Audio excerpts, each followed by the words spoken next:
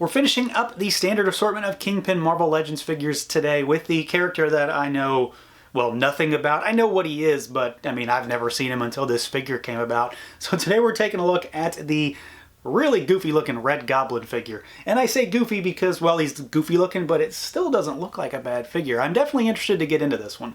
We've got him here in our standard packaging. You can see him there with all his stuff in the window. Spider-Man logo on the bottom, artwork on the side, and then bio, product shot, cross-sell, build-a-figure, the whole deal on the back, as usual. But let's pull him out and take a look.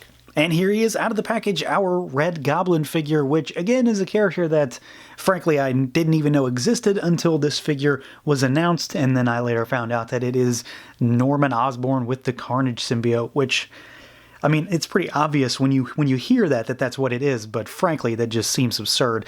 So here we are, we have this figure, and this is the one that, having not known anything about him, I just said, well, I definitely don't need that, but of course here we are, and honestly, it's not a bad figure. There's really nothing wrong with it. I just think the character design is kind of goofy, but the figure isn't half bad, and it's executed pretty decently. I do have a couple gripes here and there, but I think I'm a little more surprised with this one than I expected to be. So let's just get right into it and see what this guy can do. He is, of course, on a series of reuse parts, which we've seen before. So, you know, this should be a Bucky Cap body based on what I can tell. Bucky Cap body with Lasher hands and Lasher feet based on things that I've seen recently. So a lot of old stuff, which is to be expected. So we already know what this guy's going to do. So the head can go backwards really, really far. It can go down really far as well. There's nothing in the way. And then you've got rotation. Arms go out. They swivel. Bicep swivel. We've got double jointed elbows. And then you've got swiveling and hinged wrists. Ab crunch goes forward. And then it goes backwards. We've got a waist twist. Legs go out a little bit, kick forward, kick back, thigh cut, double jointed knees. We got a boot cut, shin swivel, whatever you want to call it. And you got rocker and hinge down at those ankles. So, you know, if you've had a Marvel Legends figure of this size anytime in the past, you know what, 3, 4, 5 years, you know exactly what he's doing. You know what he's about. He can move around fairly well for a figure of this type.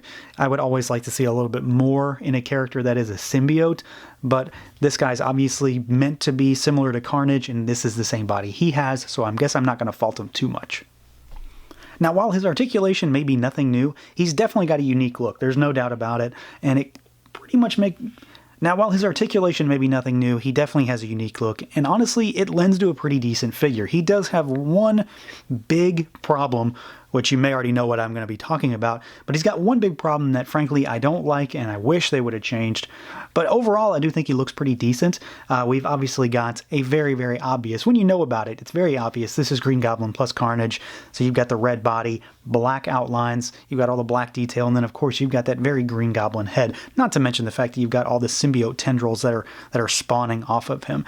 For the most part, I think that the black is pretty cleanly applied. I really don't have any issues with it. If I had one thing to gripe about, it would be that I wish he had more on his back. Frankly, I wish there was more on the thighs and then just on the back in general. But overall, I think it's decently applied. It's very striking. The color scheme is very striking. He's not as bright as Carnage. He's a more muted red. But overall, I do like the color scheme here. And I don't have any real issues with the paint or any splotches or anything like that. We do have actual cutouts in the arms for the tendrils that are on the forearms. So these aren't just glued in. They're glued in, but they are actually seated inside the forearms. And then you've got some that are down here on the ankles as well. Not too many. I would have liked to have seen more. And then you've got this big guy that's on the back. We'll call this an accessory, but frankly, I'm sure everybody's going to be using it at any time. So you just peg this guy into his back, and we've seen this. Carnage comes with it. It's nothing new. More reuse, but it of course fits very well. So, you know, the body styling's pretty decent. I do like the black paint. I do like the color scheme. What I don't like is this tail. And it's not that I don't like the design of it. I think the tail looks good. I do like that it comes to this kind of double-pronged point down here. What I don't like is that it's static. You can't do anything with it. It's just a big piece of plastic.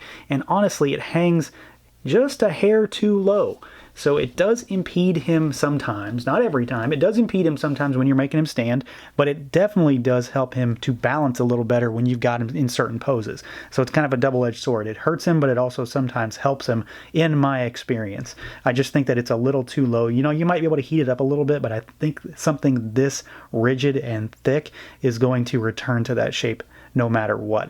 Having just found out that they're making a Scorpion with a 14-inch bendable tail, I really wish we would have gotten a bendy wire in this guy. It would have elevated this figure quite a bit. The head sculpt, though, I think is really solid, all things considered. It's the telltale Norman Osborne Green Goblin Carnage mashup here. The shape is quintessential Green Goblin. Those big ears, that humongous head that goes to the point.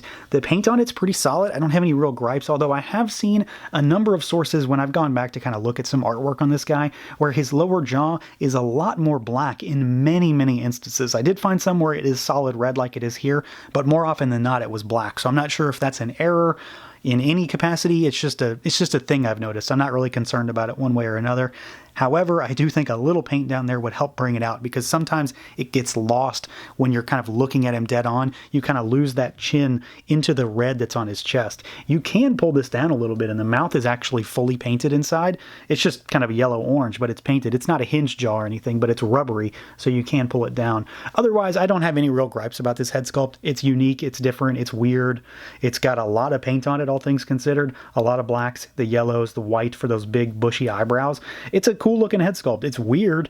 I think it's goofy and it's an odd concept, but you know, it works. And I'm all for weird and goofy toys. I've never been one to turn stuff like that down. So while I don't really care for this character or this design overall, it does make for a pretty interesting toy. And the head sculpt is really kind of one of the defining characteristics aside from that big massive tail.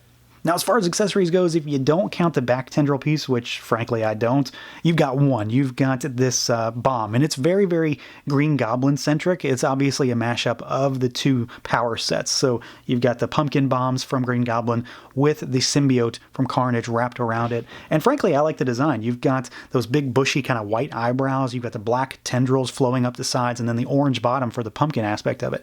I just like it. Sculpt is pretty cool. He can hold it in either hand just fine. He actually has a pretty solid grip on him. My only real gripe is that I kind of would have liked to have two, but I'll take the one. And ultimately, there is one thing he could have come with, which I know everybody would have liked, and that would be his glider.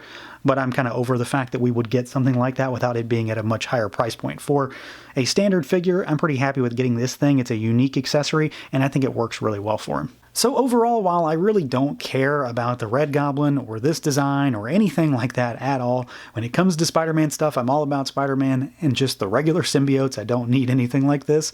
This actually turned out to be a pretty decent figure, and that's really all that matters here. I think the figure has decent paint.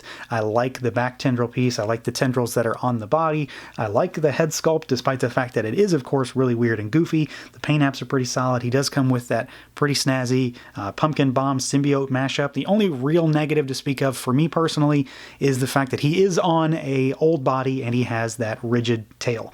That thing should have had a bendy wire in it, and I think a lot more people would have been interested in it if it did. Otherwise, though, I still think it's kind of a fun toy, and frankly, that's what mostly matters here. So that's going to do it for this look at the Marvel Legends Red Goblin figure. Let me know what you guys think. Feel free to like, comment, subscribe, and share, and until next time.